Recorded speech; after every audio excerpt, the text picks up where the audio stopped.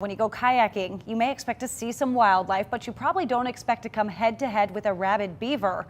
That's exactly what happened to a father and daughter spending time on the water in part of Adams County. Fox 43's Grace Griffin has more from Butler Township, where this terrifying attack happened.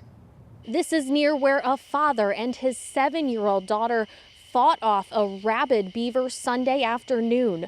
Knowing his friends and family probably wouldn't believe it ever happened, he decided to film the horrifying attack. Get away, because this is beaver.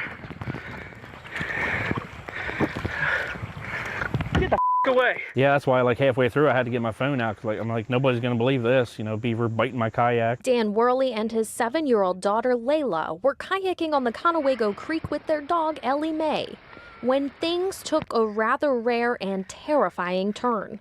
A relentless beaver scratching and biting Worley's brand new kayak. Then I looked and it was a beaver. It was scratching at it, biting my kayak. I thought that's pretty cool. Beaver came up to us and it wouldn't stop, so I used my paddle, tried to hit it to get it away, and it just wouldn't stop. Realizing the beaver wasn't giving up, Worley used what he had on hand. I hit him with this a lot.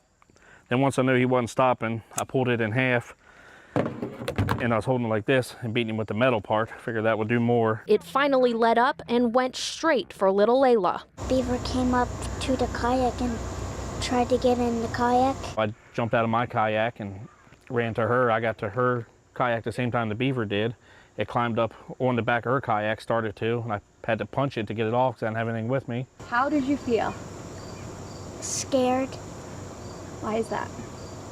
That the beaver was gonna chew my kayak. Eventually, the fight went to shore where Worley killed the beaver.